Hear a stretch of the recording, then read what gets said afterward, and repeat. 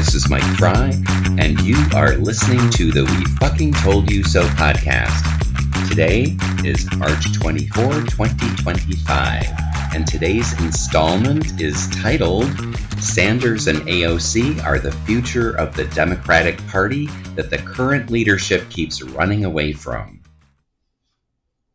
In 2016, presidential candidate Bernie Sanders won the Minnesota Democratic Presidential Caucus when he took 61.6% of the delegates.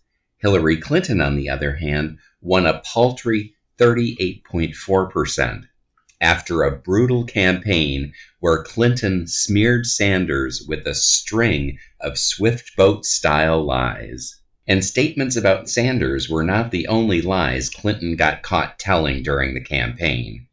It's the same race where she was recorded telling her large, wealthy private donors to not worry because she had both public and private opinions on key issues, including telling them that her personal positions were actually right of center.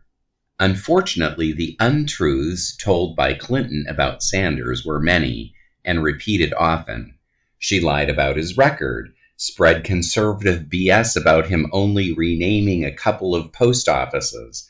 She accused him of taking money from the oil and gas industry when in fact he received only $54,000 from small donors who happened to work in that industry, while Clinton herself, according to a Greenpeace accounting, took more than $3.2 million from large donors and lobbyists from the oil and gas industry. She brutally attacked his strategy of working to flip delegates, saying that doing so was unethical, even as she pressed superdelegates in Minnesota to flip their votes to her, even though Sanders won Minnesota. We know we had front row seats to the whole show. A longtime friend was a Clinton superdelegate.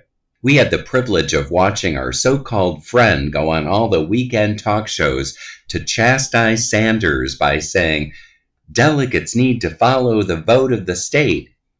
Then when Sanders won Minnesota, the same person very publicly said he was flipping his delegate vote to Clinton, even though Sanders won. The hypocrisy and gaslighting were simply breathtaking. The sleaziness of the corporate grifting, the two-faced nature of having different positions when talking to large private donors and the public, combined with poorly told lies about Sanders, pissed off a lot of Minnesotans, including many of our friends, and are largely responsible for Sanders winning the Minnesota caucus that year. We believe they're also largely responsible for Clinton losing the presidential race to number 3. Under the leadership of Bill Clinton, and with the undying support from Hillary Clinton, the DNC became uber-friendly to large corporate interests. This pair ushered in a new era in the DNC that allowed unprecedented flows of cash into the party from wealthy business-aligned donors. Many of the same people and organizations funding Republicans began also giving generously to Democrats, and Democrats in return became little more than Republican light. Issues of critical importance to the average American, like health care and housing, fell to the wayside. Oh, we can hear some of you now griping that Obama, a Democrat, got the Affordable Care Act passed, which is true. But anyone who thinks the ACA fixed our healthcare system isn't paying any attention at all. The primary impact the ACA has had has been to push more people into paying for private insurance that doesn't actually cover their healthcare. Meanwhile, the thing that would fix healthcare for everyone, universal healthcare, has been branded by much of the Democratic Party as unrealistic, too extreme, and radical. And again, these accusations are things Democrats like to throw around at actual progressives like Bernie Sanders and Alexandria Ocasio-Cortez, or AOC. Not only does throwing these accusations at progressives hurt the American people by keeping our policies in the dark ages, they also tarnish the whole Democratic brand. It leaves large blocks of Democratic voters feeling abandoned by their own party. It should not have to be said, but when neither party is actually working to address these key survival issues their constituents are facing daily, more people refuse to vote, or choose to vote for third-party candidates, or are willing to go full scorched earth by voting for an anti-government authoritarian platform like that of number 3. Then, when Democrats lose, while refusing to learn this important lesson, the party establishment labels third-party or more progressive candidates as spoilers, or in another Republican-light kind of strategy, they start name-calling, like referring to people who support progressive voices, Bernie bros, as if alienating and maligning their own voters would be a path to victory.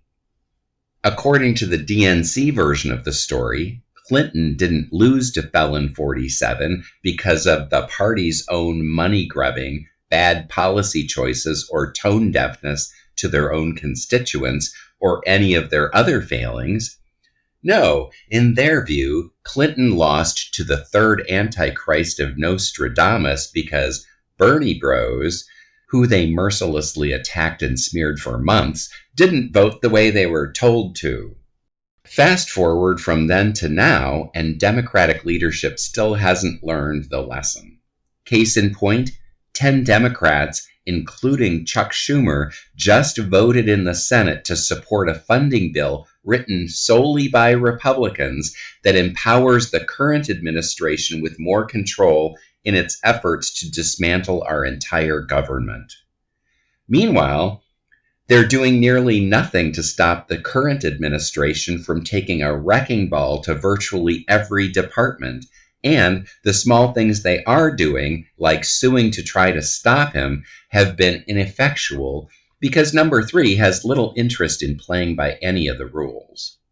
From the outside, it seems to many that Schumer and others were willing to vote to give Felon 47 more power to continue dismantling portions of the government so that they could go about their lives of grifting and self-serving.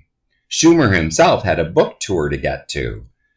Ironically, he had to cancel his book events due to the outrage about his vote from his own constituents. He cited security concerns related to his vote when canceling. Most elected Democrats have been woefully silent and or ineffectual as usual, even in the face of an administration openly violating laws, illegally disappearing people without cause or warrants, and that is threatening to cancel Social Security payments to senior citizens, among other horrors. As a result, one of the most common questions we hear on our Blue Sky feed is, are there any Democrats that are doing anything about any of this?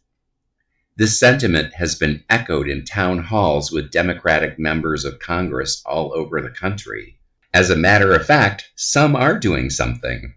AOC, a Democrat, has joined with Bernie Sanders, an independent, to launch their Fighting Oligarchy tour, where they're visiting deep red districts, talking about kitchen table issues, and packing venues with massive overflow crowds.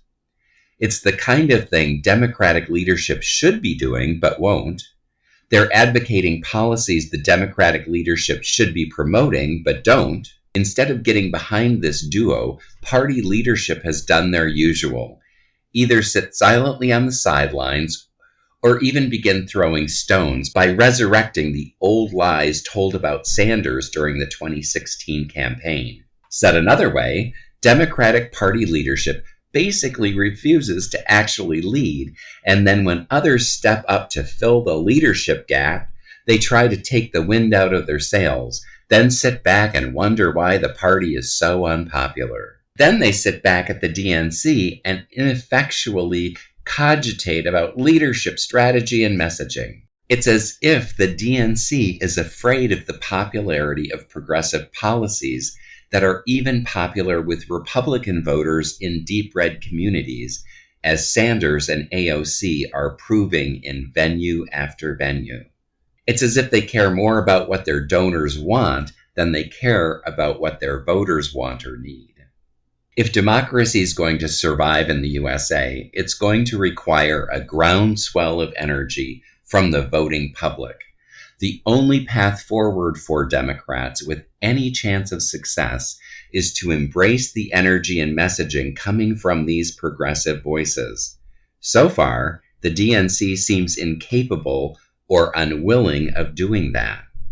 If they don't, and we lose our nation to a traitor-in-chief who is controlled by Russia, then all we'll be able to do is sit back and say to them, "We fucking told you so." You have been listening to the We Fucking Told You So podcast. Please like and subscribe and share on your social media. Thanks for listening.